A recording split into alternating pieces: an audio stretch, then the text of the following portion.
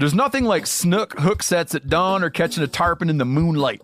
Find your next fishing trip made easy on fishingbooker.com and experience the magic of the Sunshine State or any other destination on your fishing bucket list. Book a blue water adventure in search of sailfish or go snapper fishing with the kids.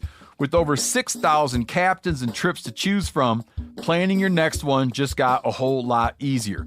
Download the Fishing Booker app on the Google Play or App Store or visit them online at fishingbooker.com to book your trip today.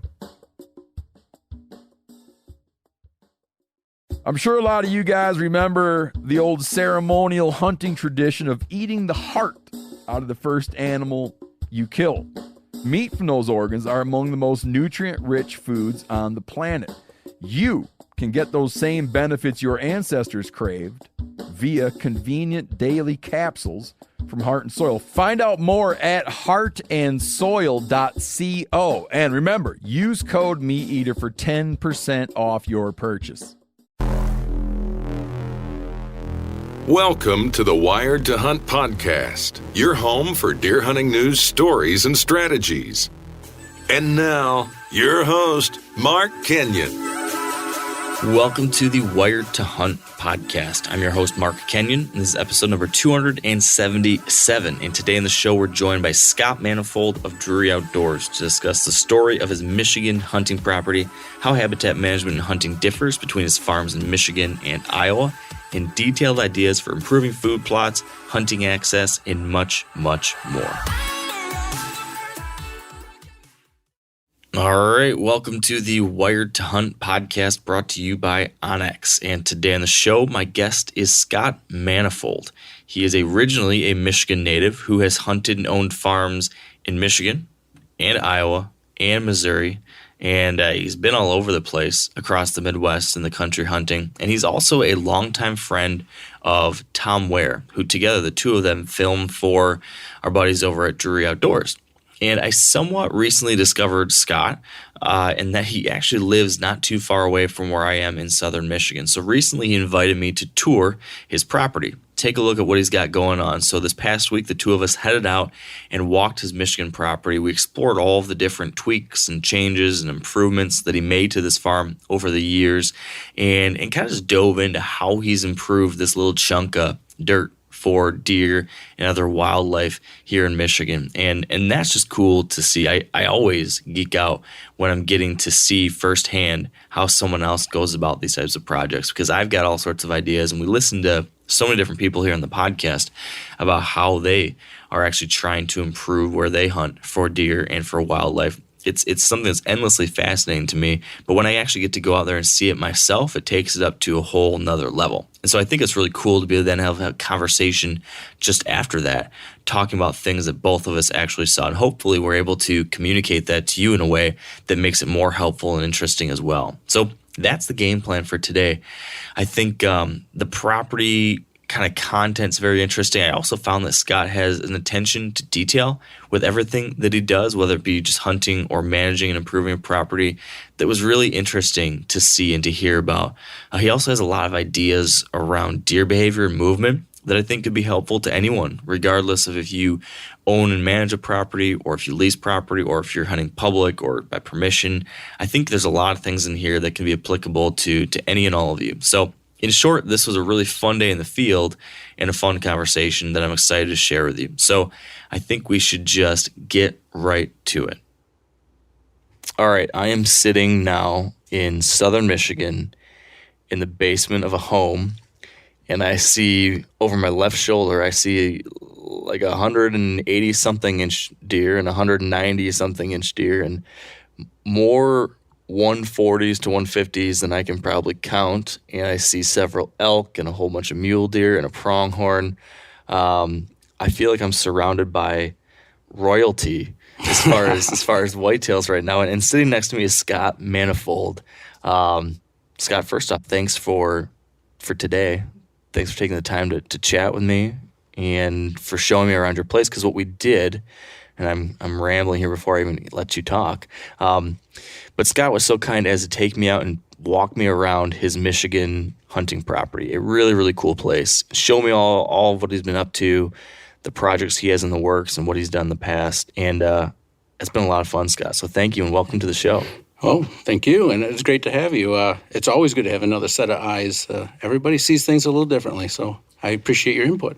Yeah, and it's as we were talking about out there, I just geek out so much seeing how, just like you said, each different person's mind goes about scheming out a property, figuring it all out. As we were walking, you were kind of talking about that's the fun part when you get a farm is the scheming. It's like figuring out how you're going to do it and where the deer are going to move and how this change could influence this movement and all that kind of stuff. And I can see that we are like-minded in our excitement around that. Well, for us whitetail nuts, I mean, that's all part of it. And yes, it is fun to figure it all out. And sometimes you're right, sometimes you're wrong, but it's a fun journey. It's that journey, it's that process, yeah. So Scott, I know of you and knew you because of my relationships with the guys over at Drury Outdoors. Sure. And you are doing a lot of stuff with them these days now too. Could you give us like a real quick cliff notes on, what you're doing now, how you got to this point? Sure. Well, I grew up hunting Michigan, the farms around here, and chasing the whitetails. And as I got older and maybe a little more successful in life, I always dreamed of hunting Illinois. Well, Pike County, that was the place, right? Mm-hmm. And you see on TV people killing 160, 70 inchers, and Pike County, that's Pike County. So I thought to myself, someday I'd like to go there. Yeah. And leading up to that, I had been clipping out articles in the back, snippets in the back of the magazines of outfitters in Pike County, right? So the day came, I finally felt like I could actually go on this dream hunt of mine to Pike County. So I delve into my folder full of these little cutout ads, and I started thumbing through them all, and I gravitate towards one, and it was Bucks Beware, and it was small, kind of innocuous, and I thought maybe this would be the kind of hunt I could afford. It doesn't look, too overbearing. And so I call the guy, and he answers the phone, and oh man, he didn't have any spots left for that year or whatever, but he's like, go on my website, get on the mailing list, and maybe something will turn up. Well, turns out this guy that I was talking to was Tom Ware. Yeah. And for those of you that follow Drury, know he's quite the land manager and what a deer hunter as well.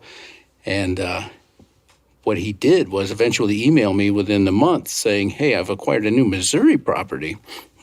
Are you interested in going out there? I can't promise you that it's set up real good yet. We've just got it. You'll be the first one to hunt it. And I said yes. So that kind of got the ball rolling. I didn't actually meet Tom when I went to Missouri. He sent somebody out to get me organized in that. But after the hunt, I sincerely thanked him because it was a great hunt, a great little cabin back in the woods. I spent a week there, and I had my crack. I missed a 160 with a bow, yeah.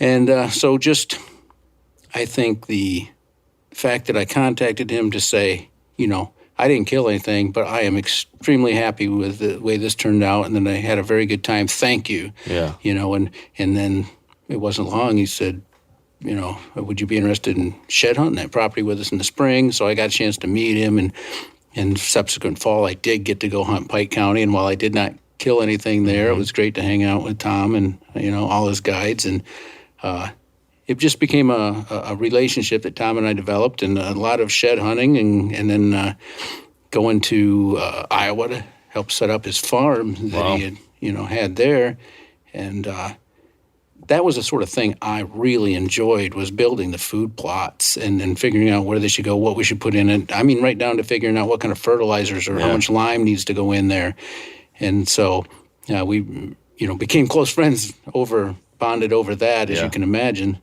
And eventually, it led to going hunting on his Iowa farm. He invited me out just to hunt with him in Iowa. And so, that continued for years. I even took my children to go out on the shed hunts. It's fun. And we always worked every August out there. And, I started harvesting some deer, and they were on camera because I was a friend of his. Yep. And then, a few years ago, Mark just kind of came to us and said, Scott should be on the team. He's a great contributor, and I like what's going on here. You guys make a good team. And so our team blossomed to a 3-man team, but that's cool. It's kind of a dream come true for the guy growing up and never having a whole lot of opportunity like that. Hard work, dedication to the dream, and it gets there, as you know. Sometimes you get what you put in what you get out. Yeah, and I think for any Michigan hunter to go from what we all know can be challenging sometimes here at home, it can be great too, but it can be challenging, to a different kind of great in Iowa or Illinois or Missouri. I'm sure it's just been a different experience out there. It is. And I have had great success in Michigan.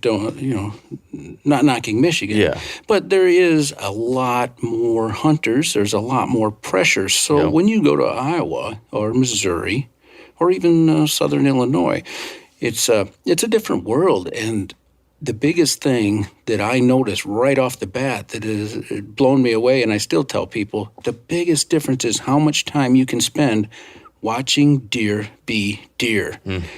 Here, the deer's primary focus is survival. Because there's someone just walked down the other property line. They did, and the wind is wafted through the woods. So deer are on edge all the time here. But when I started hunting Iowa, the deer just did what deer did. They'd come out, they'd spar, they'd act normal. There was no, they didn't act spooky. It was just so different. Rattling worked. Grunting worked, and here, good luck. I just don't rely on those tactics because they've been used too much, and the deer are too on edge. But out there, they really work, and it's just really lack of pressure. I mean, a lot more daylight movement out there.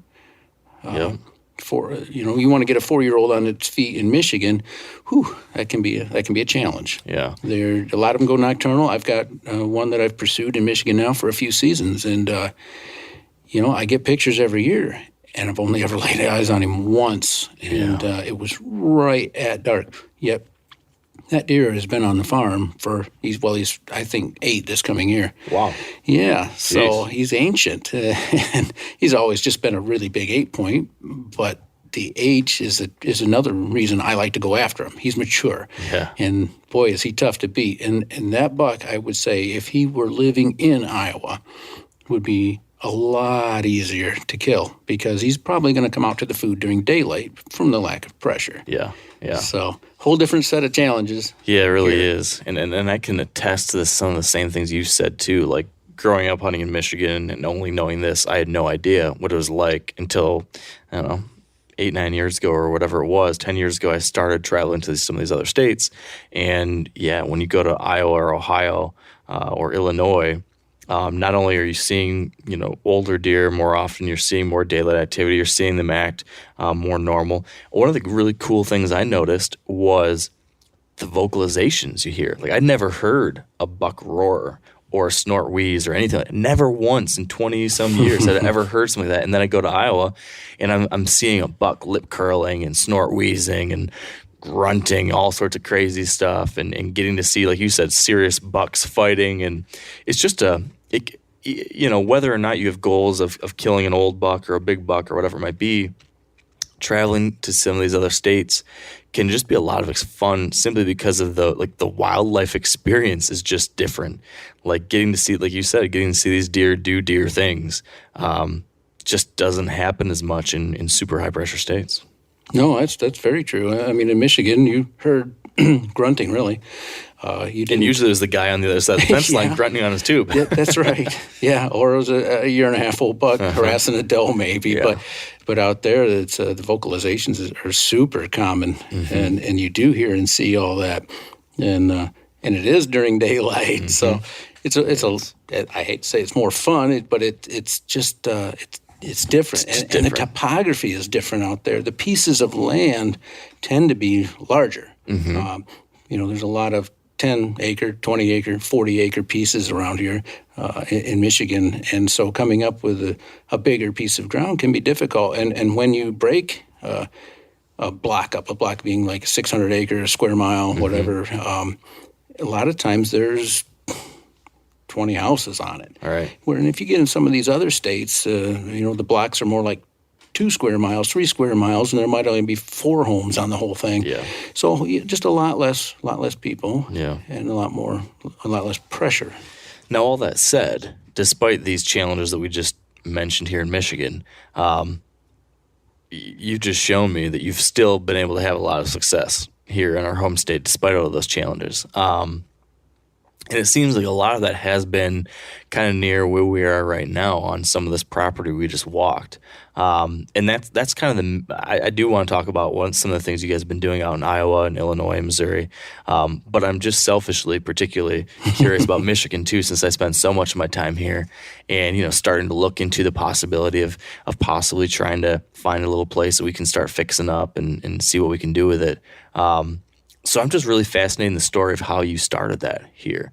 How did it start for you buying your first hunting property and farm, and what did that look like in the beginning? Well, probably nearly 25 years ago now, but my friend and I knew about this property, and it had, you saw a lot of deer here, and that was a big thing. If you were seeing a lot of deer, that's pretty special here in Michigan 30 years ago. And through simply asking permission to hunt, she offered to sell the property to him. And we were young then, and it was a stretch, but we did it. And elected to try and farm it ourselves. It was 57 acres, but it butted up to an 84-acre woods. So the deer naturally filtered into those cornfields, bean fields, whatever we had in that year. And I did that a few years, and it worked well. We did harvest some deer, and at the end of the day, the government had offered these CRP programs, and we decided that, for the money that can come in on this, and the fact that we get to plant trees and brush and all that into here, I think flowering dogwoods, all kinds of stuff, where it was worth it to us to do that, because the end goal for us was deer hunting or pheasant hunting. It really wasn't to be farmers. Yeah. So we simply took the 57 acres and said, okay, we've got a clean slate here because there's nothing here. Yeah. What can we do? And in the program we were enrolling in, we were going to need to plant some 2,500 pine trees, along with some switchgrass and maybe, I think, goldenrod and some other shrubs and stuff that they expected us to put in, and they were going to help pay for that. So It was kind of a no-brainer when it came down to it to do that. And so we watched this cornfield basically morph into cover over the last couple decades, but every year it got better and better. The pine trees, went from 2 foot to 3 foot to 4 foot, and the weeds were better, and the briars, and it just got thicker and thicker, and we saw more and more deer in it. And we did leave out 9 acres, two 4.5-acre fields, so that we could always have some grain to offer, the deer, and another couple acres for food plots out of 57. Okay.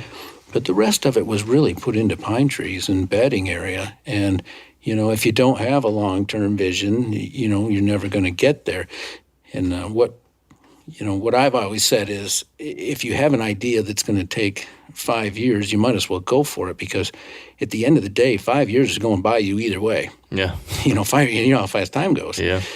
So at the end of 5 years, you can either have what you were dreaming about having, or you can still be stuck in that rut of, it would take so long to do that. So, sometimes it's just a matter of kicking yourself in the butt and just getting started on it. And it took a lot of work to get this rolling, but now it's, it takes care of itself. Yeah. It's 57 acres pretty well, and all we got to do is maintain the food plots. Yeah, I feel like this is something that I know, having looked at properties myself and talked to buddies who've looked at properties and stuff. Lots of times they'll find like a big crop field or a property that's a series of small fields or something, and just see, there's not a bunch of big timber on it. There's not a lot of cover on it. Not what I'm looking for. But it seems like that's kind of what you guys had, and you transformed it into something more.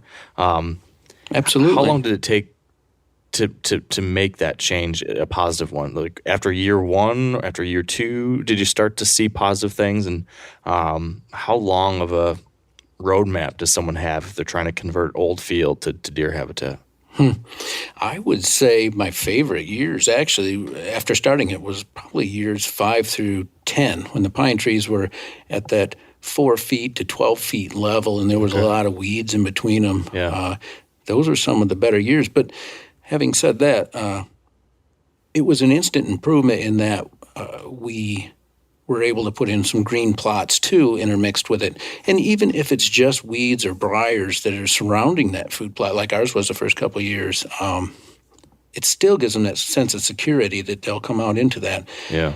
And prior to that, we had just had, like I say, corn or beans, which work, not knocking them, but when you threw in the green plots too, it really was a bonus, and they were drawn to it.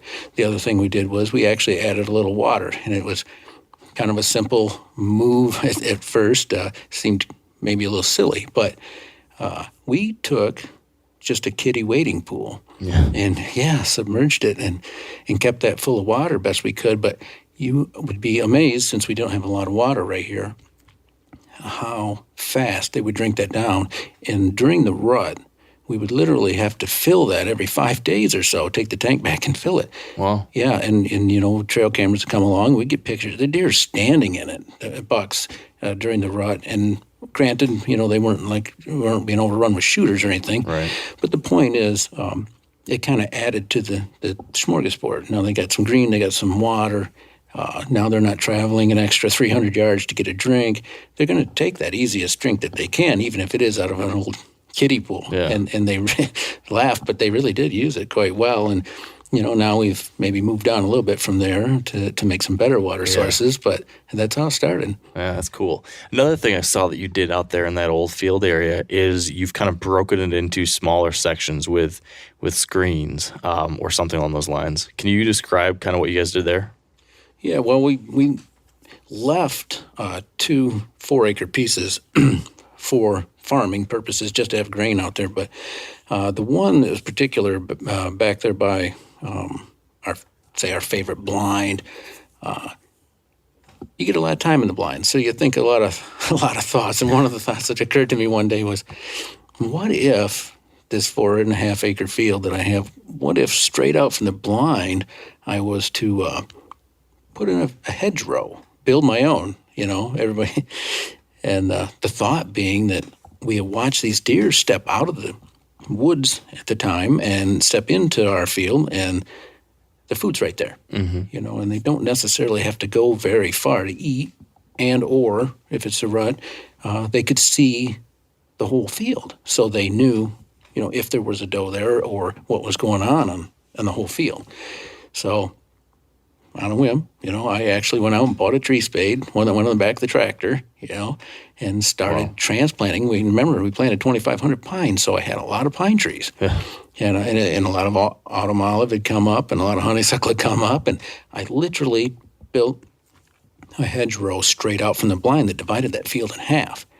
Now, as you seen that today, it looks pretty thick and pretty big. It wasn't always, but again, long-term vision. It didn't have a whole lot of effect on the deer at first, but as the years went on, it did have the desired effect. They step out into the field, they check that field out, and then they wonder what's on the other side of the hedgerow. They can't see. So then naturally they're going to walk across and have a look-see on the other side of that. So it was just a simple thing. It didn't take much field out of production, and it gave us a chance to bring the deer out further, to investigate, and maybe a chance to harvest them at that point. But just one of the little features that we added over the years. Now, not all of them work like you hope. Right. You try some things, and you got to be willing to change when it doesn't work.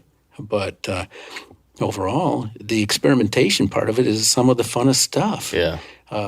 I don't know if you recall how long ago the tree koi came out. Yeah. Okay. I remember that. Yeah, I think it was Steve Bartilla wrote an article. If I'm saying his name right there. Yep. Yeah. He wrote an article, and he had placed a tree, dug a hole, put a tree in the field, right? Yep. And it seemed like a great idea. He said it worked. Yeah. Well, why not, right? So, by now, this is, I'm hunting with Tom now, and it's an Iowa, but as an experiment on one of the Michigan food plots, before I go telling everybody this great idea that Steve had, I'm going to try it, right? Yeah. So I put this tree koi out in the field and put a camera on it, and pretty soon, getting all these pictures, and I said, Tom, this works, bottom line. Right. So he's like, okay, we gotta do this on some of the Iowa plots. So we tried it on one plot that year for starters. Phenomenal. Scraped up, shredded. Remember, we're in Iowa now, so the deer do what the deer want to do all the time, kind of sort of thing.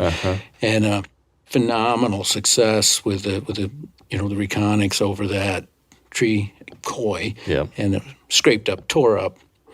Bottom line is now that is a tool in our arsenal that's used every single food plot. 15 yards, 20 yards out in front of the blind, we're putting a tree koi.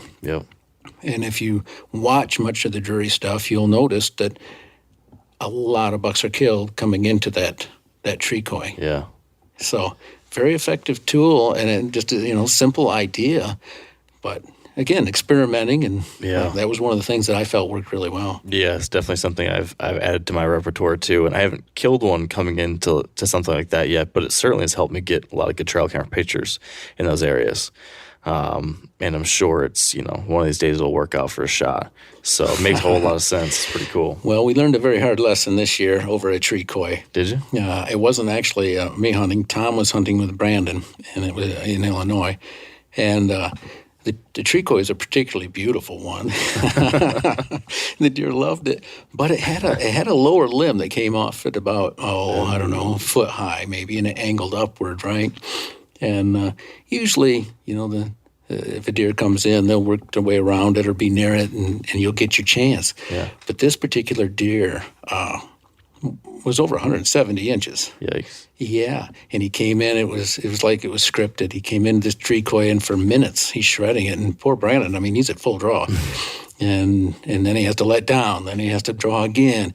But the whole time, this limb that was left on there was right smack dead across the vitals. Now, I don't know about you. I probably could have aimed at the limb and I'd have got the deer just how I wanted. Right.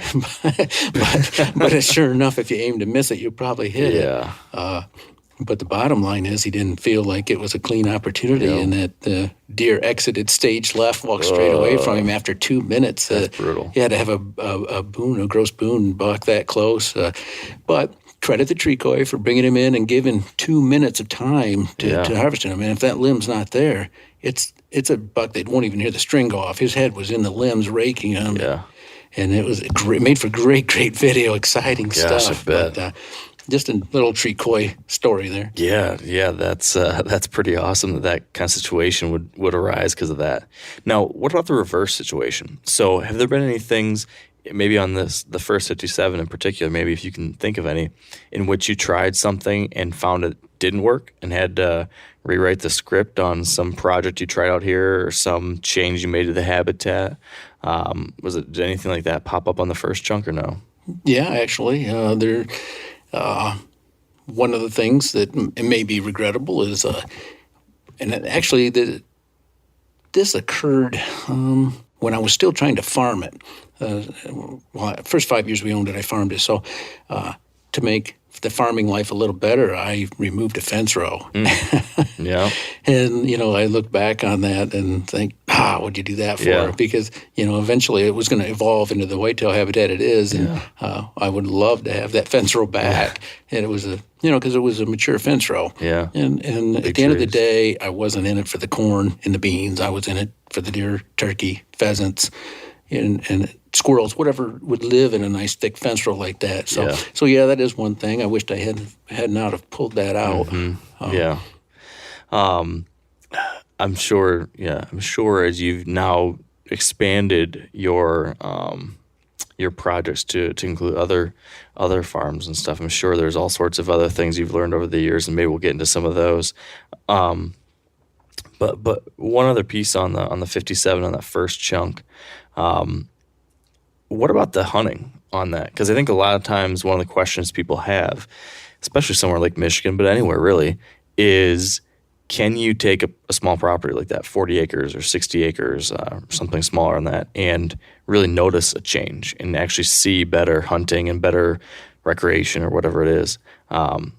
Did you see real change that improved your hunting and the time you had out there in those early years when it was just turning from a cornfield into this new wildlife paradise? Did it come to fruition for you? 100%.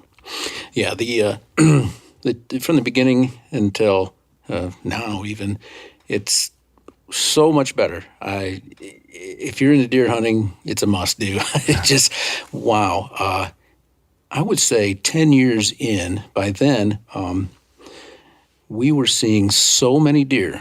And a lot of the reason is, of course, now we're in Michigan, so deer hunting pressure is so heavy. And by us taking this 57 acres and just making it this twisted up mess of pine trees and Russian olive and just an entire mess, it attracted as a safe haven so many deer. I remember taking people hunting and seeing 100 deer in one night. Wow. Now, we were so we were into the taking does at that time too, because the numbers were so high, but they weren't when it was just a cornfield. Yeah. It wasn't like that. Once we thickened it up and gave them this safe haven they could go to, hunted the wind, and we were strategic and didn't push them out of there like so many people do by walking in at the wrong times or walking through or deer driving, whatever it is. Yep. Those deer ended up on us, so we were seeing tons of deer. So many 1.5 bucks, you can't really count them. Now, it is still very hard to get them to 3 or 4 or 5 years old in Michigan. But the deer numbers were way up. I took my cousin one night, and he said, Scott, I just want some doe meat. And I said, I'll tell you what, I'll take you back there on one condition. You don't shoot a deer till we've seen 40. Yeah. And he's like, well, I did want some meat. And I said, you'll have your meat. So, and it happened just like that. I mean, we got to the deer's 39, 40, 41, and like, okay, go ahead. Wow. But remember, now this is muzzleloader season usually, but by then, many of the deer have been pushed so hard that they were really coming to us for sanctuary. And the 84-acre woods next to us, which we'll get into, that also harbored a great many of them. And, if you can give them some sanctuary in a high-pressure situation, your odds go way up. Yeah. And every now and then, a big one slips up and you get that 140, but you just increase your odds. The downside is with that many does, if you do a late season doe hunt on that, while it may be fun, you don't really know how many of the does that you're taking are actually yours because they get pushed in from all over the place. Yeah. That's one of the things I've always struggled with on one of the main spots I hunt in Michigan is that it's usually the spot I've got the best chance at, like a decent buck in Michigan. It's the spot where I think I can kill a mature buck, but I'm always like on pins and needles. Every little thing I do on that farm, I know that if I make like one mistake, I'll probably never get a shot at him because a lot of the best covers on neighbors' properties. So I'm just hoping for him to, just be, I'll have like 1 or 2 chances during the year. And if I screw it up at all, I'm just not going to have those. So I'm very, very, very particular about what I'm going to go in and what I'm going to hunt.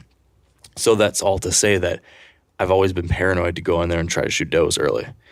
Right. Because if I shoot a doe and it runs into that one main bedding area and I have to go walking through there, that might completely eliminate any chance of seeing that mature buck in daylight again.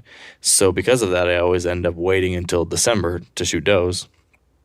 And to your point, sometimes I'm wondering, well, I'm seeing tons of does now, but now, there's just a lot of deer in general. But yes, I'm always pushing it back late. I'm always rushing at the end, trying to fill enough doe tags. And then to your point, you might be looking at a large number of does that come from all over the place, not necessarily representative of the home core range does. Right. You might not even take one of your local does when you have numbers like that rolling in. I mean, to me, you're hunting maybe an agricultural field, hoping that the deer come from the cover and give you an opportunity to get to you in daylight. Yep. So, and another reason for taking a piece of 57-acre piece and making it into what it is the person who holds the cover holds most of the cards. Yeah. Because that's where 90% of the daylight movement's going to take place is in cover.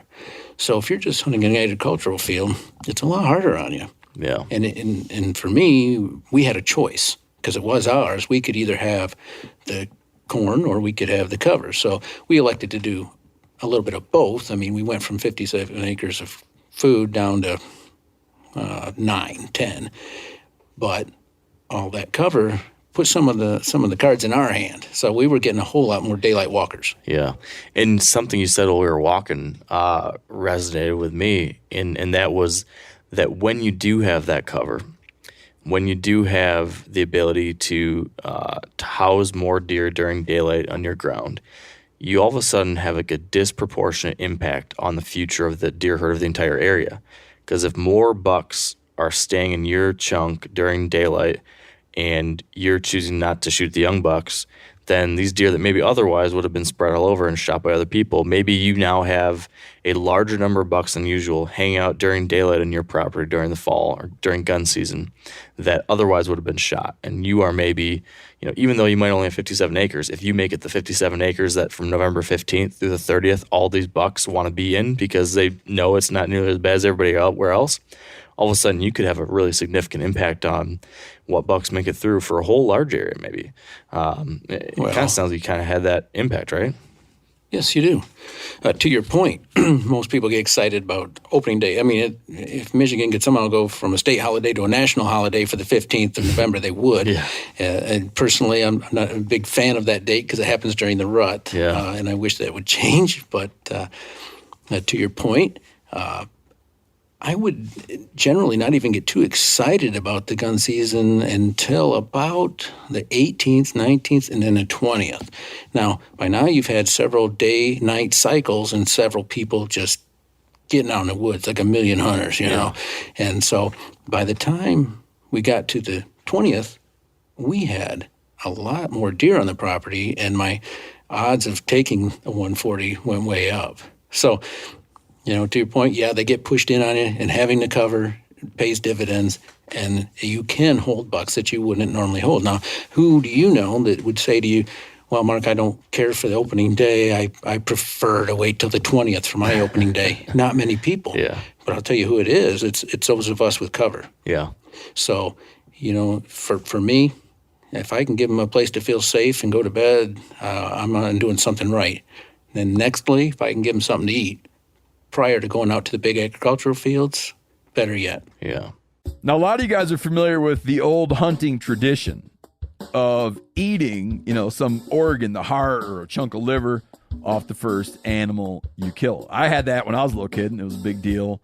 Organ meats were always prized by frontier people who knew the importance of getting a lot of different minerals and nutrients. And as often is the case, those guys were onto something, because organs are among the most nutrient-rich foods on the planet. And you can get the same benefits your ancestors craved via convenient daily capsules from Heart and Soil, made exclusively from regeneratively raised, grass-fed, and finished cattle.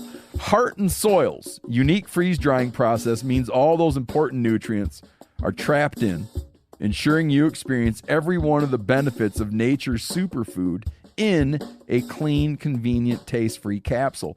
Find out more at heartandsoil.co, and make sure to use code MeatEater for 10% off your purchase. That's heartandsoil.co. Use the code MeatEater. There's nothing like snook hook sets at dawn or catching a tarpon in the moonlight. Find your next fishing trip made easy on fishingbooker.com and experience the magic of the Sunshine State or any other destination on your fishing bucket list. Book a blue water adventure in search of sailfish or go snapper fishing with the kids. With over 6,000 captains and trips to choose from, planning your next one just got a whole lot easier. Download the Fishing Booker app on the Google Play or App Store, or visit them online at fishingbooker.com to book your trip today.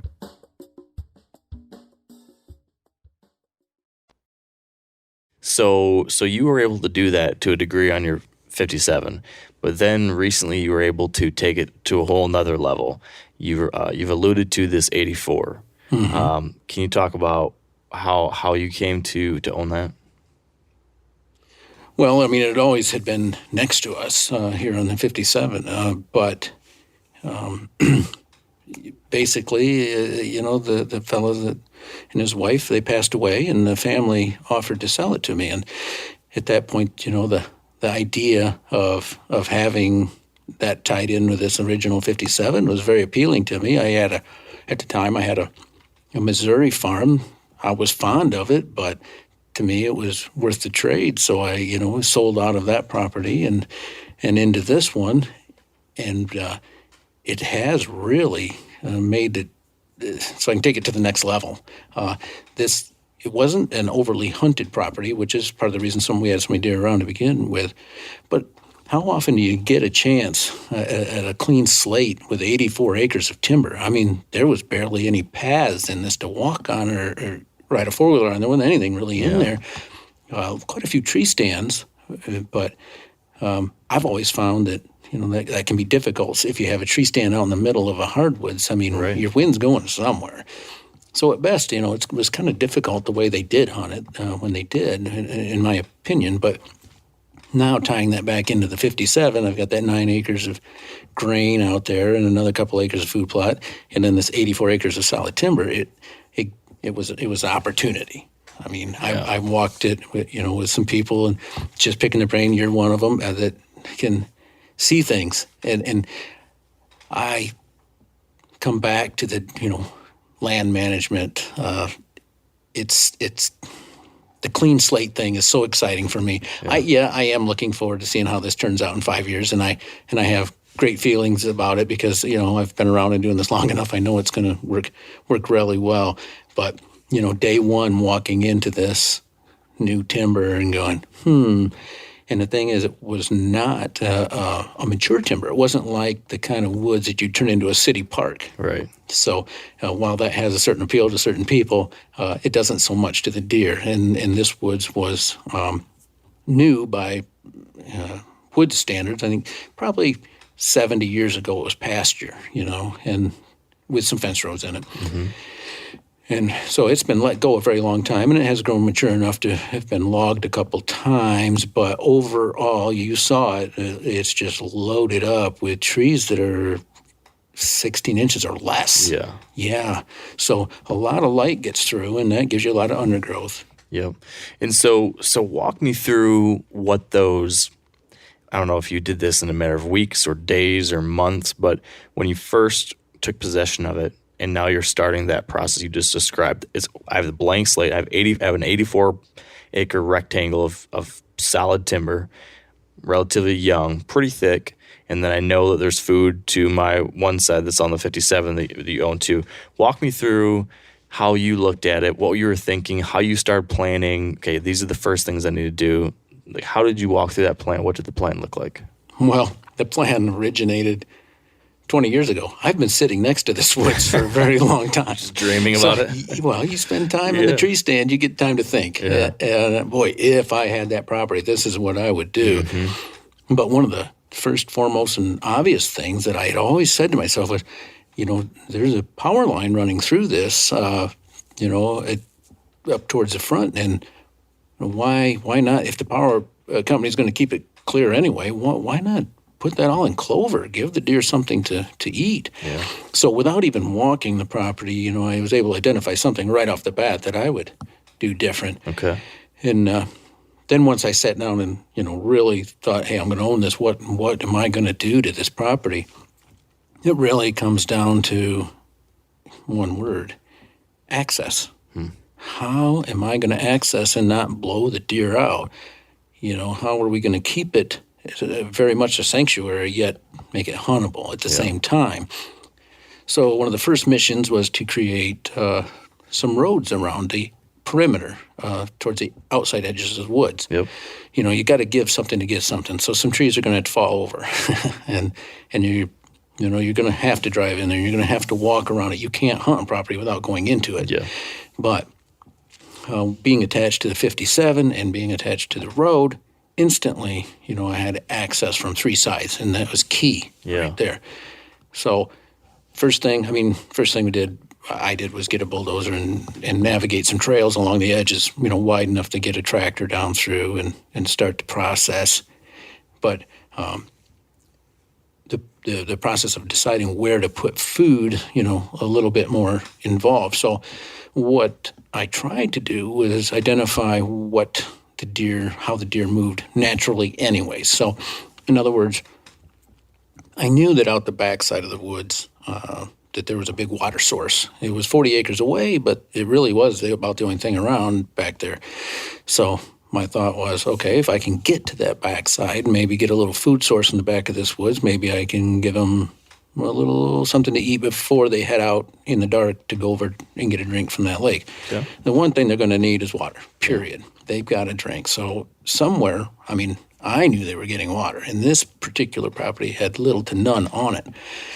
So that was a major consideration for me. What way are they already wanting to go, and how can I intercept them, without much of an invasion along the way? And that worked well. And on the other side of the property, I know that they were going out to a cornfield or a bean field. And from years of just monitoring deer activity from the road even, I could see where these deer tended to exit the property, and go in the cornfields. Yeah. So you've got deer moving from the core of the 84 bedding area and sanctuary there. Some are heading out towards this cornfield. Some are heading out towards this lake or water source. Some are probably heading out towards the 57 and the food up there. Would you say those are the three main directions stuff emanates out of the... No, I would say there's four. So they're heading out the other direction too? Yeah, they're actually do exit on the roadside very heavily because there's some massive agricultural fields over there, and so you've probably hit some along the way, but deer are not afraid to cross the road. This is true. And so this woods, I mean, it looks great from satellite. It really does because it's big and it's in the surrounded by food, essentially. Yep. And so they're going to migrate out of it, in this case, 4 directions. Yep. And, of course, the road being one of my access points, it's not invasive at all, hardly, to, pop in 50, 60 yards off the road and set up a good spot to hunt. And then the sides were a little more challenging, but to access. And some of them can only be accessed when the wind is just right. But being that I had the 57 acres with other road frontage, I've been able to access the back quite easily too. So good access, that's really what it comes down to. And then when I decided where approximately within this 84 acres to put the first food plot, I simply looked for something that could be farmed, somewhat flat maybe, and not too many humongous trees. So when I found this little valley that I thought could be farmed and would be right in the migration path to the water, it was, I'm going to say, 70% sassafras, soft maple, trees that I didn't mind losing. So, that just played into it all the better. Yeah. And then I knew that, to the north of it and to the south of it, through walking, the bedding was phenomenal. So, I was able to find a little spot to tuck this in that I don't feel tore up too much cover, and it didn't destroy too many good trees, and that's where we put it. That was the first food plot in the 84 acres. And it's 100% secluded from all sides too, right? Oh, yeah. But close enough on one edge that you can walk the perimeter and then walk in, 40, 50 yards or something like that into it, right? Precisely. Yep. Yeah. Yeah, that's the philosophy. I mean, if you go in with the wind in your favor, then that 40-yard trip from the outside in isn't so bad. Yep. Yeah. So how'd you go about carving that in? Did you have any thoughts on how you shaped it? Any other things when it came to preparing it that you were thinking about? Walk me through the details of that first food plot.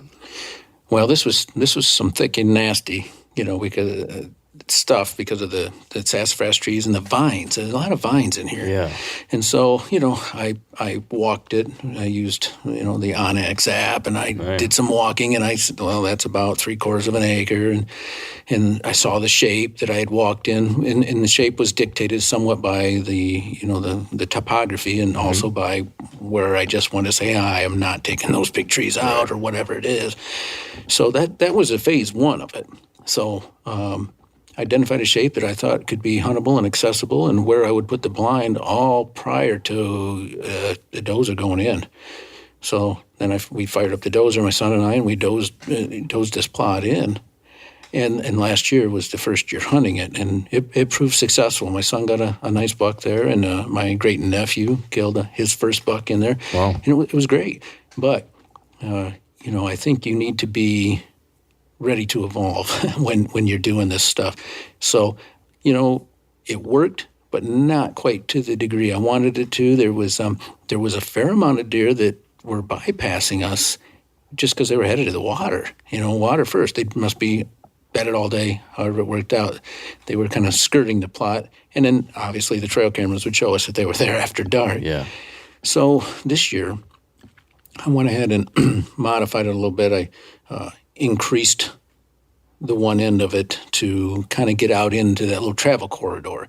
So it's a little out of bow range, but certainly easily within gun range. I don't think there's a spot over about 80 yards there, period, in the whole plot. But the other thing I did was when we took out those trees this year was brought the stumps that remained in the brush, and I placed them in a spot right across from the blind, building out from the structure that was already there. What I ended up creating was a U shape.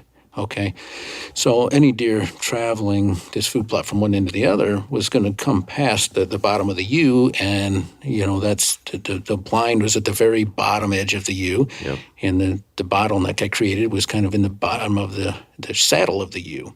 Yep. If you're following me there. Yeah, I do. Yeah, so basically now for archery season, I think that any deer that passes through that plot from east to west, even eating or not eating, is going to have to pass by that 35-yard point, and hopefully it's a good buck, and he's interested in the decoy, and he comes to 20 yards. Yeah.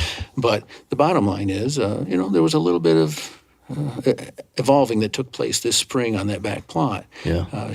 One was shape, and two was kind of pinching them in so we could get the archery shots that we wanted.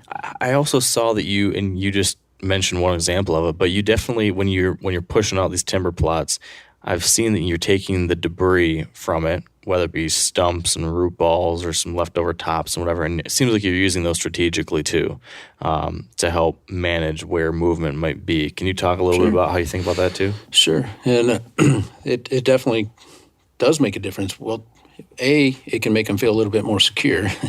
B, it can give you this screen that allows you to get to the plot undetected. Yeah.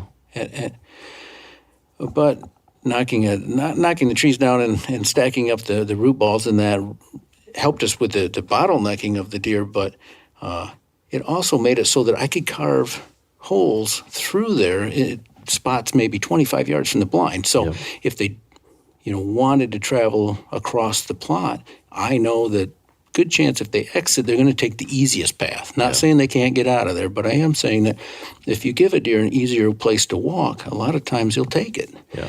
And if that happens to be 25, 30 yards off the blind where you can get a shot, more power to you. Yeah. So, we definitely use the brush strategically, and all the logs and that have been removed for firewood or otherwise, and why not? You have it, and you got to put it somewhere. So I prefer to have it a lot of times at my back so that when I look out across the plot, as much as possible, I can see deer filtering through the timber, because that's what I enjoy. Yeah. You see a set of legs moving through, and you're up with the binoculars instantly, and you're just, hoping, is it a good one? What is it? What something's coming through the brush? I can see it. So I try not to screen myself too much, but I will place stumps and some brush in order to push a deer closer to me as they pass through the food plot. Yeah. Yeah, I could definitely see that you put a lot of thought into each one of these little aspects of the plots. It didn't seem like there was much done by accident. And I feel like that's a really consistent thing I see with all the different people I talk to, those best hunters. They always are detail-oriented.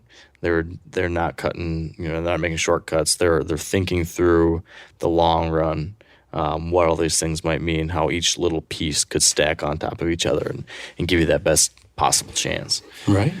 Another thing that we did was try to incorporate some of our own water, Yeah. So that's actually, last year was the first year for that, and I set up a nice blind over a water hole that I created simply by dozing a depression into an area and then lining that with a big tarp.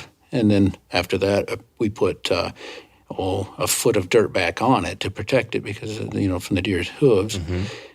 And then I've had to fill it.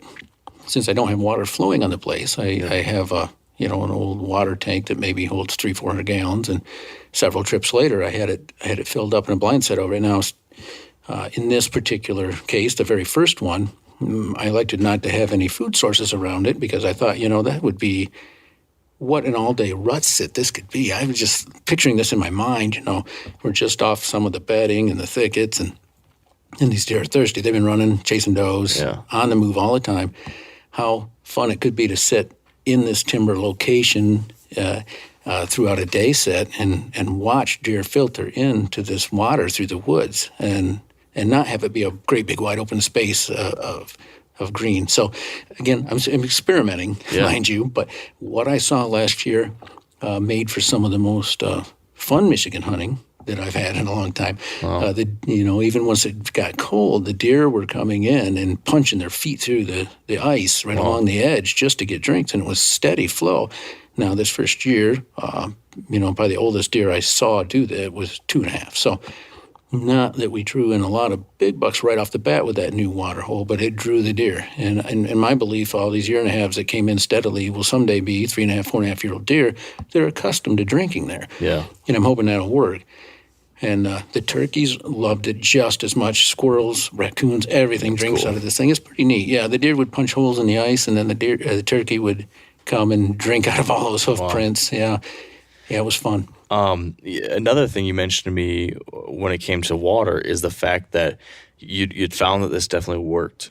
And then there's this temptation, though, maybe like, if I found a water hole works, if one water hole works, I bet you 2 and 3 and 4 and 5 and 6 and 7 and 15 water holes would work even better, right? And they would. And they would work. They would work. But you said, no, I actually want to be careful with how many. Can you describe why? And I saw you've got 2 other water sources that you were working on, but you wanted to keep it a relatively low number. Can you talk about why? Well, the theory is anyway that if you have a lot of water holes, it's going to be a little harder to have one be called a destination water hole. Yeah. You know what I mean? So if I throw a water hole in every food plot and in every corner of the woods, it, I'm sure is very good for the deer and the critters, but I think that it spreads out your opportunities for harvesting those same animals. So while I want to have one on each side, maybe that creates a stop point for the deer to come and get a drink, I don't want so many that I have no clue where to hunt. So right now I'm looking at it like I'm going to have 3 water holes at the end of this, and I'll have a particular deer I'm after who tends to spend more time on the reconics over on this side of the farm, or he's exiting into the grain fields on that side of the farm. Yep. I'll know that the water hole I want to pursue him over is this one, the one he's exiting near. So, one thing I've learned that even with just 84 acres, and I realize that's not a whole lot, I will find that my cameras do not turn up the same buck on every camera. Mm-hmm. The bottom line is there's cameras I never saw bucks from the other end of the 84 acres on. That's kind of amazing to me, but yet it's true. And you would see constantly the same deer on the same cameras, occasionally capturing them on the others too, but there may be 2 or 3 cameras that you never saw that deer on. Weird. It is, because that's not that much land. Yeah. It really isn't. But when you picture a deer's home range, you don't know if you're in the middle of it or if you're on an edge of it. So when I get pictures of a buck just on 1 or 2 cameras all the way to one side of the farm, I'm just making the assumption that I'm just on the edge of his core area. Yeah. Now, I'm not going to say he'll never wander. After the first rut's over, he could be anywhere. It's true. But they do have a core area. And I think that it's actually quite discoverable even on the small pieces like 84 acres. Yeah. What is your trail camera strategy on these pieces here? We didn't really talk about that, but how do they work into your hunting?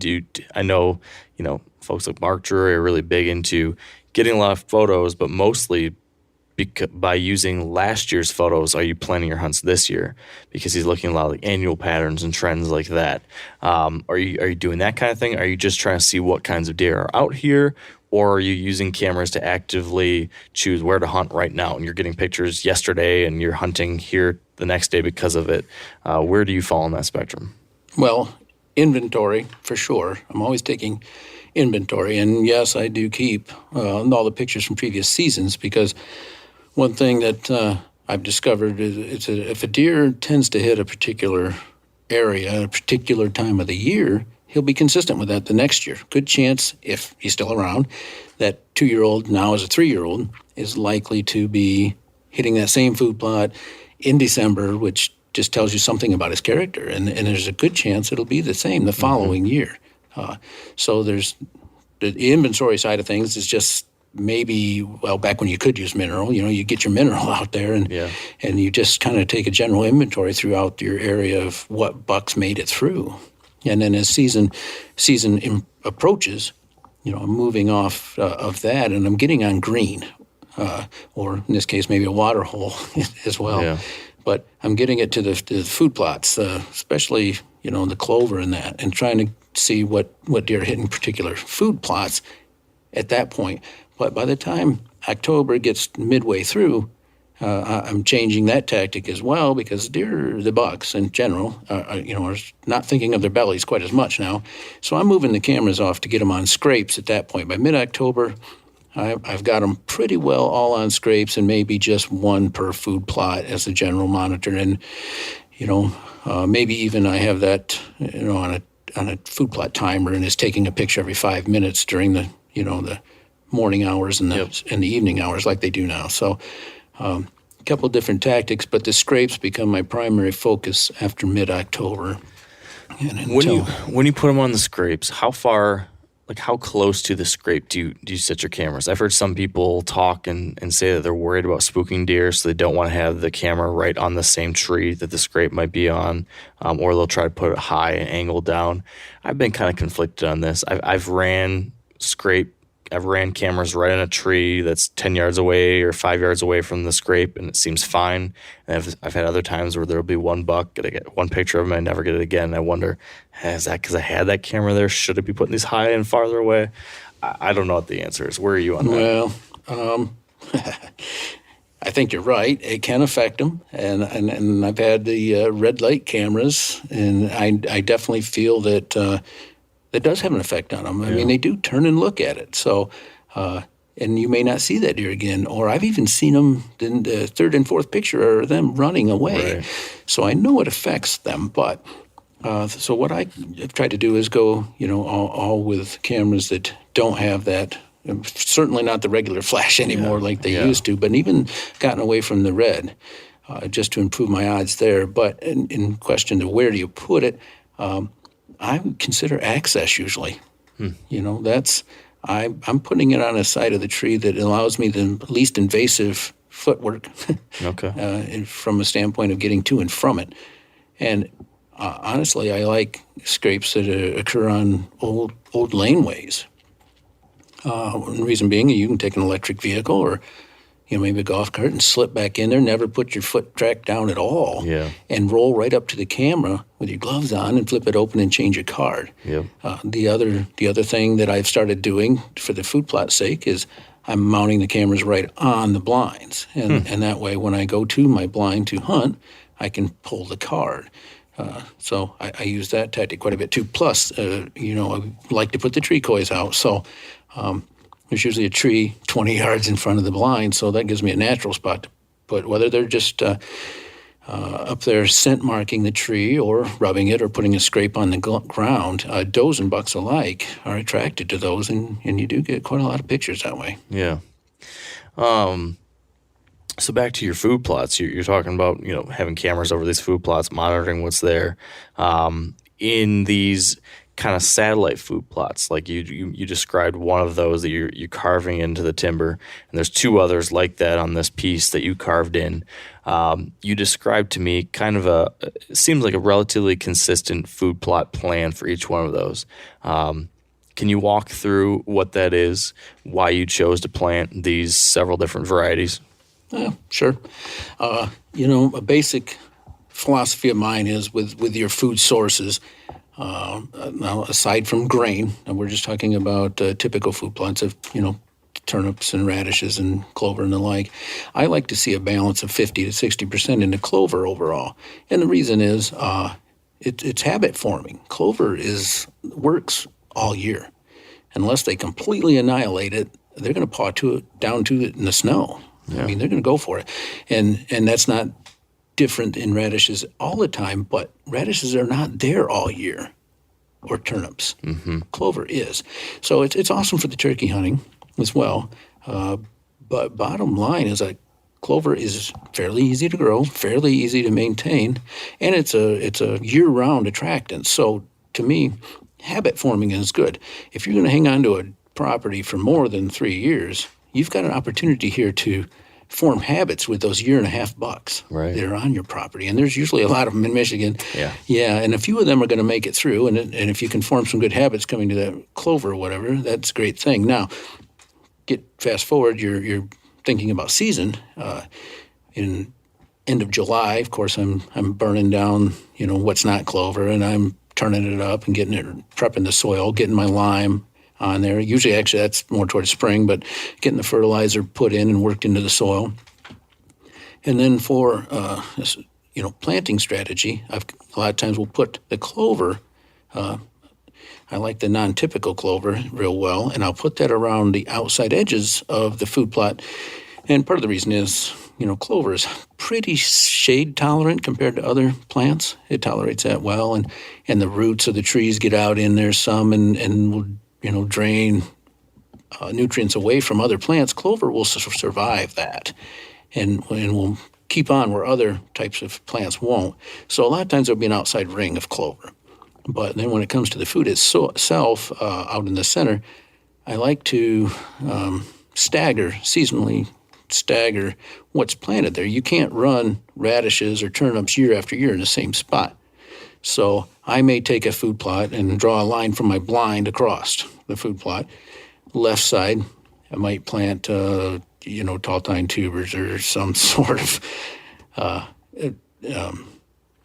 winter bulb, sugar beets, last bite, maximum, some sort of brassica. Okay, and then on the other half, maybe is a resting year. Maybe I plant some chicory along with some oats. Now, a lot of people plant rye and winter wheat, and everybody's got their favorite thing. But for me, generally, I find that it's pretty easy to get a good stand of oats, and if you can mix that in with something else, more power to you. But what it does is it really gives that land some time to rest, because if you plant, and we've discovered this, year over year, if you plant maximum in the same spot, it becomes less and less productive, and the funguses and the insects that survive that in the soil tend to be there waiting for it next year, and it just seems like a snowball. So, we're trying to alternate them just so that doesn't happen so much. It's tough when you've only got 1 acre to work with.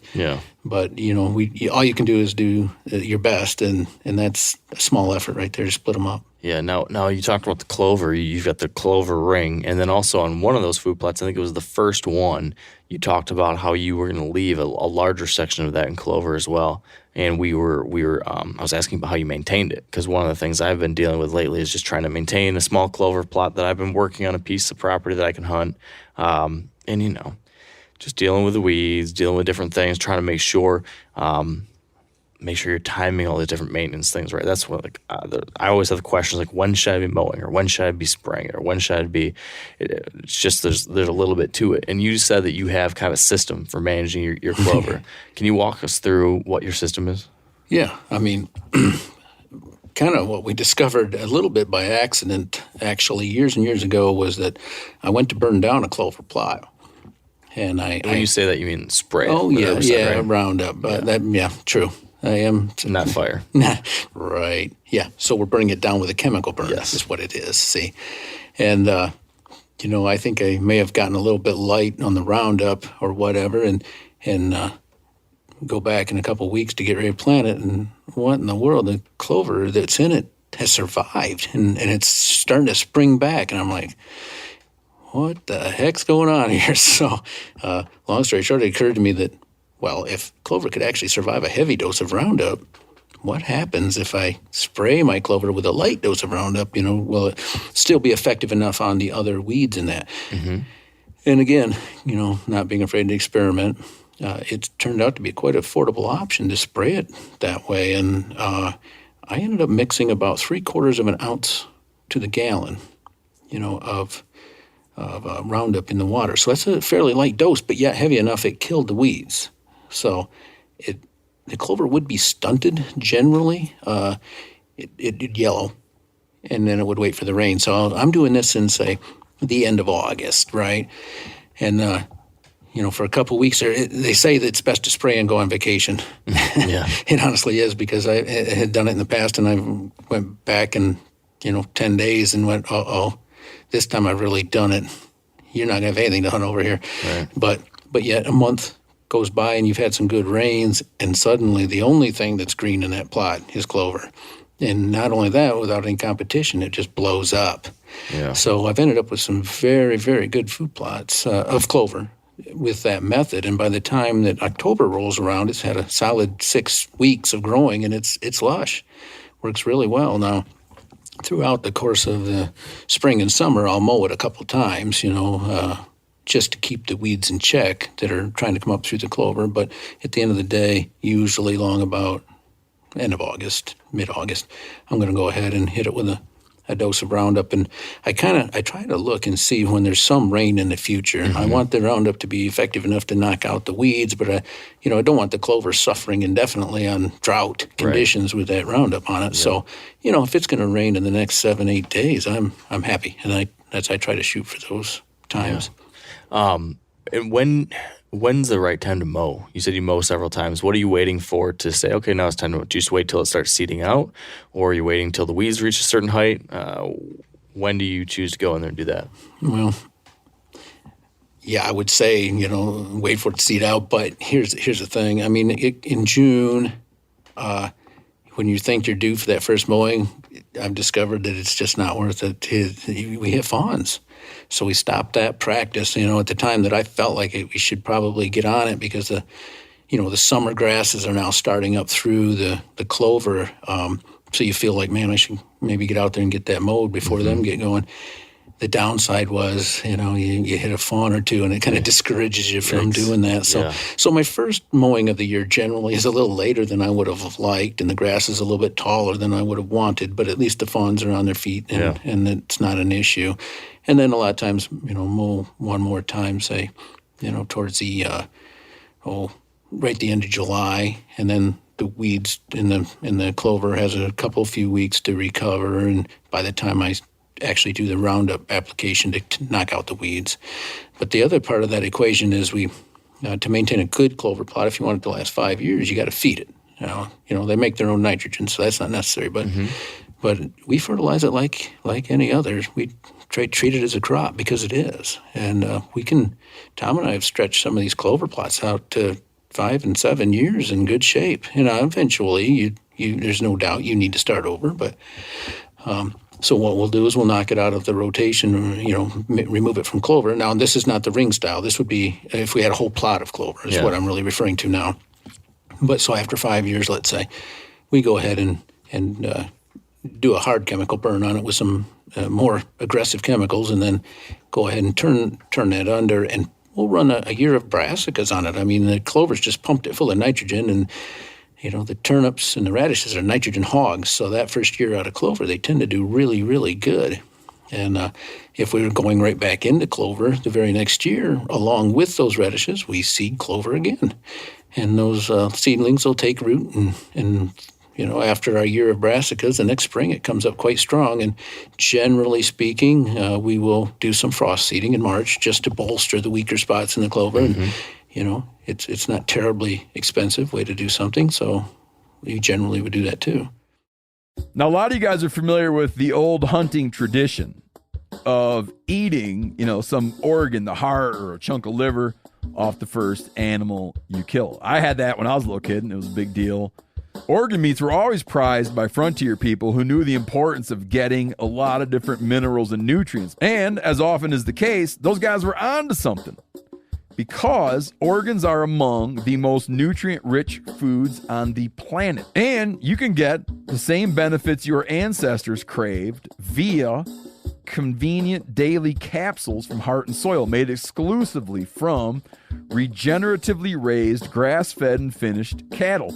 Heart and Soil's unique freeze-drying process means all those important nutrients are trapped in, ensuring you experience every one of the benefits of nature's superfood in a clean, convenient, taste-free capsule. Find out more at heartandsoil.co. And make sure to use code MeatEater for 10% off your purchase. That's heartandsoil.co. Use the code MeatEater. There's nothing like snook hook sets at dawn or catching a tarpon in the moonlight. Find your next fishing trip made easy on fishingbooker.com and experience the magic of the Sunshine State or any other destination on your fishing bucket list. Book a blue water adventure in search of sailfish or go snapper fishing with the kids. With over 6,000 captains and trips to choose from, planning your next one just got a whole lot easier. Download the Fishing Booker app on the Google Play or App Store or visit them online at fishingbooker.com to book your trip today.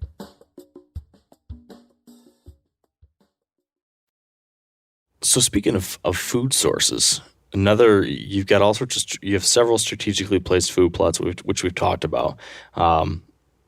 3 of these being tucked on the edges of your big timber. But then scattered throughout the big timber, I saw you have a bunch of different apple trees throughout. And you've been doing some things to try to begin putting those apple trees in a better position by doing some girdling or some other things like that. Can you talk about what you're doing, why you're doing that? Well, it's my thought that, this was an old farmstead many years ago and had apple trees on it. Of course, people grew their own food more back then. But and then when the pasture got let go, I think the birds and the animals did a good job of spreading apple seeds. So throughout this timber, we've got a lot of apple trees. The issue really being is they're starting to become shaded out or killed by the more mature hardwoods that have taken so many years to get going. And it's such an advantage to have a good apple tree that it's worth, to me, girdling some of the trees that are shading them out to give them a look at the sun. They're just not tall enough. Yeah. And vines, we're trimming some vines away, anything that's, trying to kill the apple tree off. And if we can stretch some more years out of that and get some apples on the ground all throughout the woods. Now, I know that's a scattered food source, but who wouldn't want a bunch of apple trees growing in their woods? So it does work. They eat them. They love to make scrapes under them. It's just a good low-level tree. But if you don't protect them by, they'll be gone. I can't tell you how many dead apple trees there are in this woods, and that's the whole reason they've been shaded out. Mm-hmm.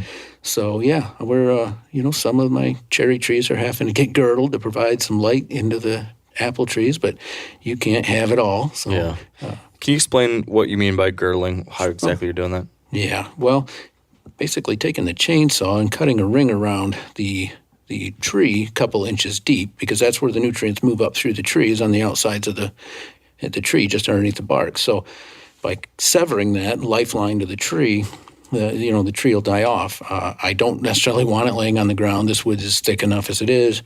And in a thick woods, it's also very tough to topple a tree when it's amongst other trees. It just stands there leaning up against another tree. But so I found that, girdling is probably the effective tool to just kill that particular tree. Don't have to do it a lot, but if I can protect a small grove of apple trees, get them a few more years out of them, I will. Yeah, it's worth that to me. Yeah. No, it's nice to have, like you're saying, it's nice to have those little additional food sources scattered throughout. Well, I've walked a lot of timber, from Iowa to Missouri to Illinois to here, and I can tell you this is the first time I've really seen this many apple trees in a woods. It's rare. It's that rare. So, yeah, I'm going to do what I can to protect them. It's very cool. Between the apple trees and the rolling topography in there, and the already tremendous bedding cover, it sets up really nice. Now, tell me this, though. You have this farm here in Michigan that you can hunt, and then you also have some farms you hunt and have in Iowa, and you've had a Missouri farm and things like that.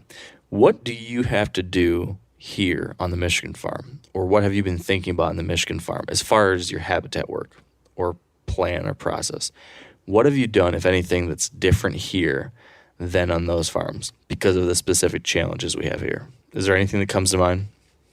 Do you have to be more careful about certain things, or do you have to put a little bit more thought into certain things, or be more wary? I don't know. Does anything jump to mind? Yeah, I think it might at least it surprised me. Maybe it'll surprise some other people. But, access is key. Mm-hmm. We've talked about that a lot. And I think it may be even more key in Iowa. Now, we've said deer do what deer do in Iowa, right? And they're more at home, and they do and more free to make their vocalizations and do their stuff during daylight.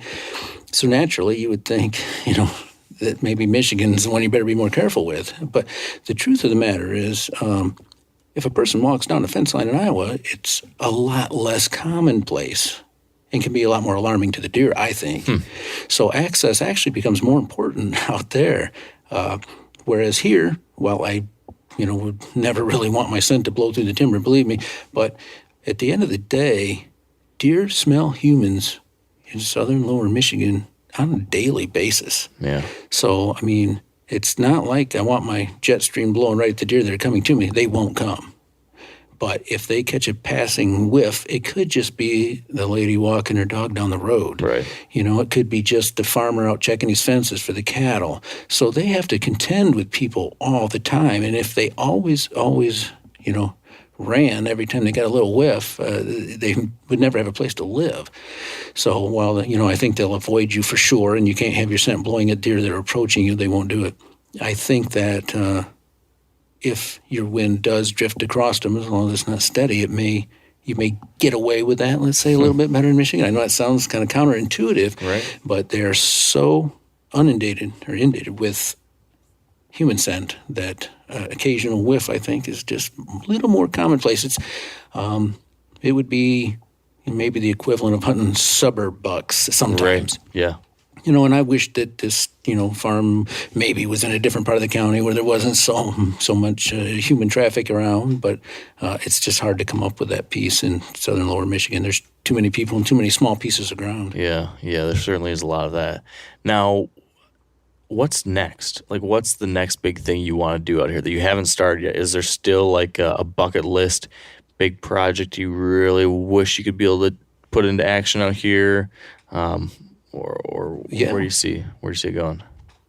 Well, it all takes time. So, in my grand vision, so to speak, one of the things I would like to do is take a 2-acre piece that's kind of in the middle and put a food plot. Now, that sounds a little, again, counterintuitive, but I've navigated it through the ups and downs of it, and I think that I can hunt that occasionally. But the bigger thing that I'm trying to accomplish with that is if I can get a spot that's 2.5 acres, I believe that I can, raise soybeans on that.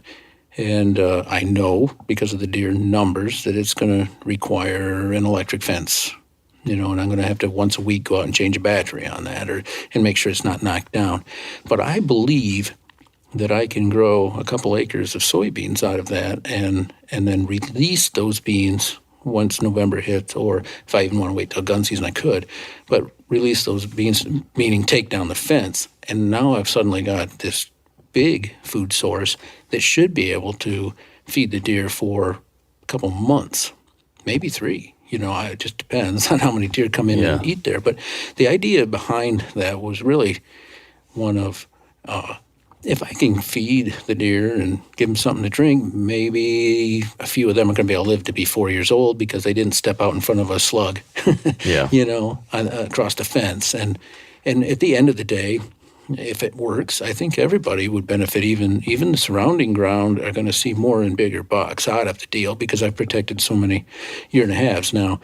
Will it work? Like I told you before, it's all an experiment. I know a lot of things will work, and I do a lot of those things, but this definitely falls under the experimental part of it. And at the end of the day, if it fails, and I don't like how it worked, it was too impossible to keep the deer out of it, and I don't want a food plot in the middle of the woods, Mother Nature will take care of that in about 2 years. All I got to do is stop. And believe me, the honeysuckle that's around and all the prickers and blackberries and raspberries, everything's going to thicken that up. The weeds are coming, and then the small trees. So the risk is well worth it to me to see if this will work. And I'm kind of excited. It's just something I've never been able to do. Take a solid chunk of timber and put a big grain plot in the middle of it. So It's going to take some time, though. I mean, that's a lot of trees, a lot of firewood. Yeah. And I will say there's probably a few logs in that area, so I've got a logger coming out to look at those, and it's forward looking, but I enjoy it. I really like doing this sort of thing. You made a good point out there earlier today in that we were talking through. There's this thing I'm working on, this thing I'm working on, this thing. There's so many of these apple trees. I could only get to a handful a year or whatever. And then you made the point that you wouldn't want to try to go and do all of this all at once. It's kind of a good thing to say, well, I've got this thing I can do next year, and I'll stretch this out over several years because to your point, it's the process, it's the journey, like managing a piece of ground for wildlife and hunting and deer and all these things. I would say it shouldn't be just about like being able to shoot one giant buck. It should be a really fun year-round process. It should be a great way for you to interact with this place and get to know this place. And hopefully it leads to some great hunting. But you said you want to enjoy it. And if you're stressing out because you have to cut down 50 different trees, or you have to be out there every single day, or you're so stressed about not getting all these things done on your list that you don't enjoy it anymore, then what's the point? Exactly right. And the bottom line is that from the time I got the first food plot done, the place had improved and was better hunting than it was before. So if I need to, work on my Iowa farm and tinker and put a food plot in there or a water hole out there or Missouri, whatever the case may be, so be it. And it doesn't all have to happen at once. So, I like to see things get done. Mm-hmm. But I also realize that there's going to be a sense of loss that occurs once I've got all the big stuff done. Right. There'll always be little things, but once I get past that, I feel like something will be missing. Right. So really, my goal was just to add one food plot a year, one water hole until I get where I'm going, and then sit back and reap the rewards. But again, I'll miss that part of it, trust me. Yeah. So anyway, I'm going to get a few years of enjoyment out of changing this piece around. Yeah. Or at least maybe I'll find another piece too. I would like to keep my eyes open for something, but it's pretty difficult in Michigan to find a clean slate like this one. Yeah, I'd say so. Yeah. Something that I liked a lot was that while we were looking at one of your food plots, you talked about the fact that a lot of what you're trying to do now is not just set yourself up for success personally, but trying to find opportunities and ways to use something like this to help other people experience these things that we've come to love, hunting and the outdoors, and how that's become part of your goals, kind of maybe with this place and with what you're doing. Can you just elaborate a little bit on why that's something that matters to you now and how you're trying to do that? Yeah, for sure. Well, I have killed a few Boone and Crockett deer now, and it's very exciting, and I love it. I'm all in, trust me. But, and if you've ever sat behind a 9-year-old shooting his first buck, that's something too. And it doesn't go home and hang on your wall or anything, but the memories that you make doing something like that are incredible. So for me, it's been, I don't want to say giving back, but a piece of ground like this does give you an opportunity to share that experience with others, and particularly in Michigan, there's a lot of deer here, and if you have the right place, the right setup, you're going to see a lot of deer, and I think that's a great way to get young people involved. They've grown up now with a phone in their hands or some sort of electronic device that, it stimulates them constantly. So to take a deer hunting, like when I started in the 70s, take a kid deer hunting, boy, you had to be all in because you might hunt all day and not see a deer. But, with this, piece of ground, the 57, and now, the additional ground that's with it, if I take somebody out, they're going to see some deer, and they're going to have a good time seeing them. And what you've probably done there is created a lifelong deer hunter, because once it's in under your skin, it's hard to get rid of that bug. We'll get there, yeah. Yeah, but you do have to enjoy it and get something out of it, and not be too cold. I've taken to using blinds now, almost exclusively. For one, they contain your scent a lot better, but you can. move about in them a little freer, which is good. As you get older, you're a little more fidgety. You don't sit quite as still as you once did. But it's kind of like with the young guys, the 9-year-olds, 8-year-olds that go out with you, or even younger. I mean, I'm sure with the right blind, you take a 2 or 3-year-old out. My kids have been hunting with me for a very long time out of a blind, and the windows are high enough that they could play with their toys on the floor and get away with it. But at least when the deer came out, I could point them out, and then they were all excited, you know. So I'm doing a little bit of that. We're trying to get some youth out, and I've got a couple people in mind this fall that have never killed a deer or never killed a buck, and I'm hoping to get them out and get them their first deer, and I'll get as much out of it as they will. Yeah. And then, you know, I'm hoping maybe to use that Liberty hunt to get a disabled veteran out, someone, again, that may not have that, you know, easy place to go see some deer. Yeah. And, you know, these new blinds are very easy to get into and out of and situated in, so I'm hoping to do something like that as well. That's great. Yeah. And my son's girlfriend never been deer hunting, and she went with us last fall, and she's like, wow, this is really cool. Because, you know, the deer and the turkeys and squirrels, it's a zoo out there. And so, you know, there's another person right there that she's now going to go get her hunter safety this summer, and she wants to go hunting. She wants to start shooting a bow. So, you know that our sport is struggling to maintain its numbers, and there's a lot of people that oppose it. So it behooves us to introduce people to the hunting. And so those of us that have a good piece to share should do it. Yeah, I think that's a great point, because it definitely is. I mean, of course, this goes without saying, but to be able to be in a position to buy a piece of property, obviously, in almost all cases, takes a whole lot of work and time and effort to be able to be in a position to do that.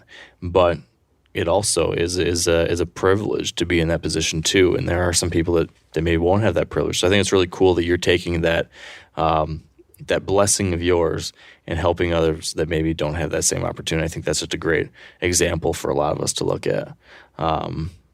Another great privilege of yours is that you're out getting to hunt in Iowa too. Yeah, in these other states. That's where I spend most of my time actually. Yeah, but, spend a lot of time there. Is there anything going on out there when it comes to the managing of a property or hunt or habitat? Is there anything out there that is just, other than, you talked about access is a little bit different, but are there any other projects you guys are working out there on those farms? Or is there anything that Tom is doing out there that is just really different than what we've been talking about? I don't know. Well, we're talking about this 84-acre woods. We're kind of in the timber, and that's something that we don't find ourselves doing out there. We're able to pick up field edges and turn those into food plots and draw them out of the thicker spots. So tactically, it can be a little bit different out there in that you don't hardly ever have to go in the timber. If we are in the timber, it's because it's the rut, and it's on. And so outside of the rut, we're pretty well hunting the food sources, you know.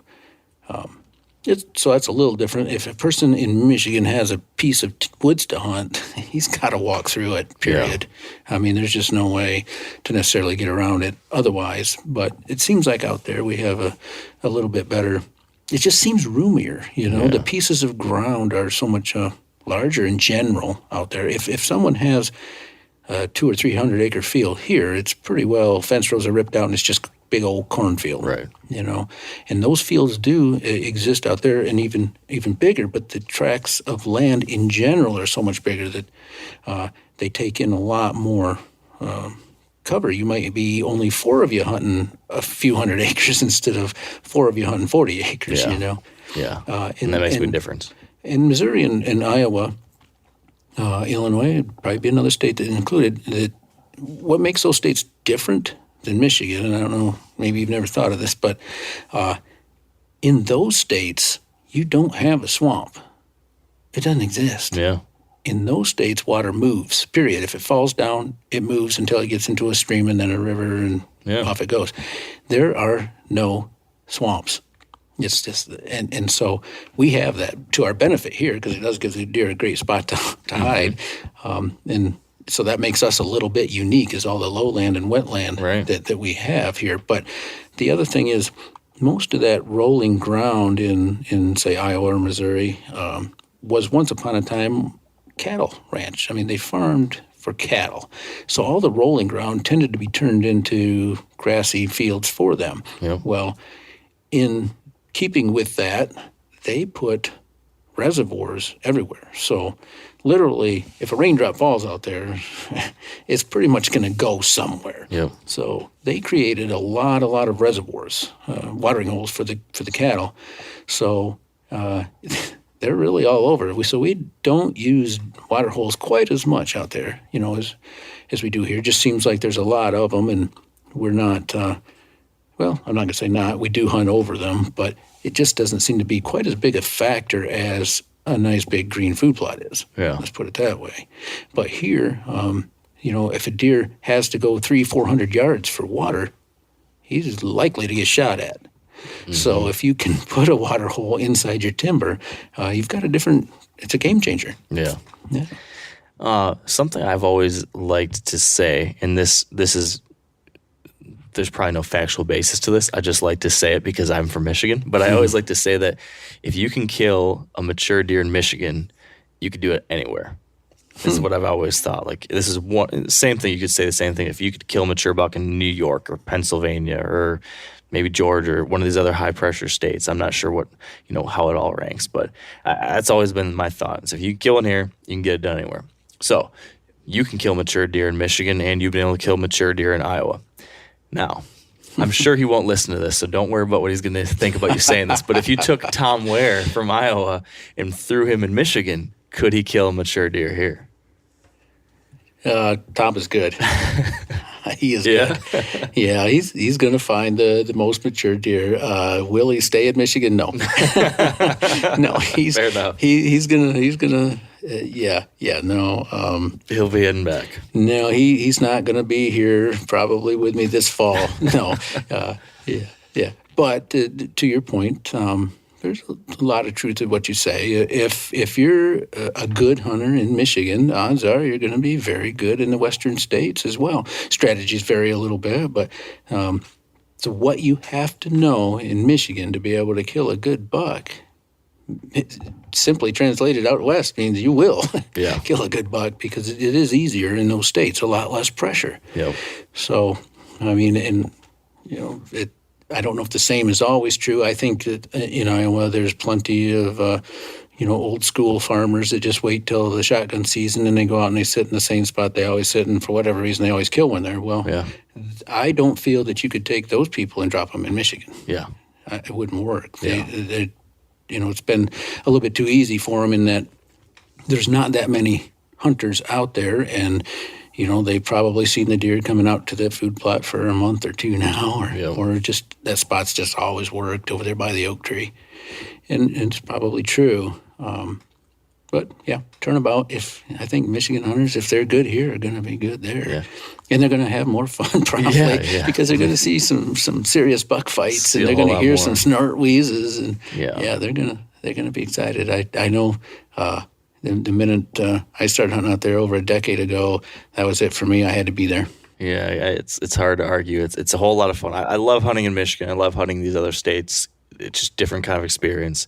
But when you go somewhere like Iowa or Ohio or another Western state, it is something special. Man, I would encourage anyone to give it a shot. And you don't need to own land to do it. You can certainly hunt public land, have a really cool experience. You can get permission still and have a really cool experience. But that's been one of my favorite things over the course of the last 10 years that I've started really traveling, is just having a diversity of hunting experiences, getting to hunt in different terrains, being around different cultures of deer hunters, being able to see all sorts of different scenarios from what's present in Michigan to what's in Ohio to what's in Montana to Iowa to Illinois to Pennsylvania. It's all different. It's all pretty cool in its own way. And I'm kind of left with the thought that a deer is a deer in Michigan or Iowa. But in Michigan, they're just more so. just more so of a deer. Everything's just cranked up. It's a deer on edge. Yes. for sure. And, Yes, and I've spent my share of time on public ground in states, Colorado, Nebraska, you name it, in New Mexico. And I have killed some game out there. And you're right. It is, now we're talking about maybe different species than whitetail, but a mule deer is still a deer, but yet it's a whole different hunt. I mean, you're in the sagebrush and oak brush, and it's exciting to experience that. And I would encourage people to do it because it's not that expensive. A lot of those states are over the counter.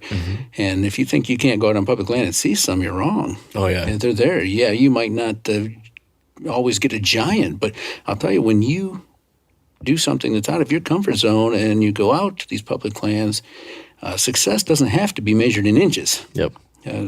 Just managing to harvest one can be a small victory and a fun change of pace along the way. Oh, yeah. Even just going out there and surviving it at all would be a victory in many cases for some people. So, yeah, I think this is great. What I enjoy about what I'm able to do is I get to talk to people from all different walks of life within the hunting world. I get to talk to some people that just hunt public land, and they just get out there and they're finding great deer and they're having a really great time, and they get a wide breadth of different experiences because they're hunting all these different places all this time. And then you get to talk to someone who owns a farm, maybe like you do, and you get to have a great experience, and you get to manage deer and hunt deer and kill some great deer, and you get to have like a really deep experience with a single place. And I think there's something cool and unique about all of that. And I think all of these add to this great big potluck of what it is to be a hunter. And I'm really glad that all of us are in that big pot together and that we can kind of learn from all of our different experiences. And so I've enjoyed hearing about your experience, how you're doing things here in Michigan, how you've been able to do some things out in these other states and bring it back and kind of mix and match. And it's encouraging and exciting to see someone doing what you're doing here in a state that's not always easy, but you're still having a lot of great success and having a lot of fun. And I just thoroughly enjoyed our chat and getting to see it here in person. So thank you for that, Scott. I appreciate you coming out, and I'd like to pick your brain too when we're out there. Another set of eyes. Hey, thank you for that. I'm always going to be down for that. If people want to see some of your hunts in the future, is there anywhere you can direct them? Well, Drury has put a lot of them out on YouTube with their DOD TV. Yeah. There's a lot of them out there. You can actually search Scott Manifold. I know I've done it to see what's out there. Yeah. But yeah, there's actually quite a few of them out there. And currently, Tom and I are, along with Mike Clemenson, are partners on Bow Madness on the Outdoor Channel. Cool. Yeah, and then we do some stuff on Pursuit Channel for Natural Born Killers. That would be pretty much anything we've done with a gun. Okay. Gets put on that program. So, yeah. There's some places out there, and especially if you have cable or dish TV, you can get in there to some of those channels and check it out. Excellent. Well, I'll definitely checking out the YouTube videos here. That's what I'm always on. Yeah. And I know you've had some great bucks that are out there. So yeah, well, watch for us on DeerCast this fall. That is a phenomenal app. I use it religiously, and I'm not just saying that.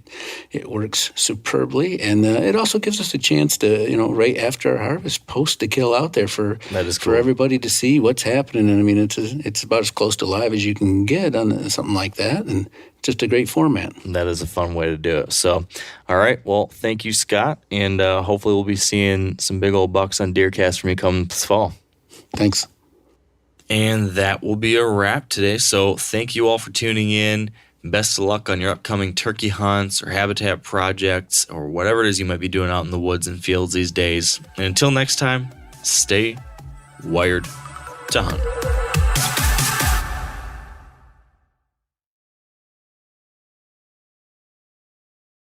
I'm sure a lot of you guys remember the old ceremonial hunting tradition of eating the heart out of the first animal you kill. Meat from those organs are among the most nutrient-rich foods on the planet. You can get those same benefits your ancestors craved via convenient daily capsules from Heart and Soil. Find out more at heartandsoil.co. And remember, use code MeatEater for 10% off your purchase. You ever get that feeling the walls closing in, the concrete jungle suffocating you? You crave some wide open spaces, the chance to connect with nature, maybe in a spot all your own. Well, head over to land.com. They've got ranches, forests, mountains, streams, you name it. Search by acreage. You can search by location. You can search by the kind of hunting and fishing you're dreaming of. Land.com. It is where the adventure begins.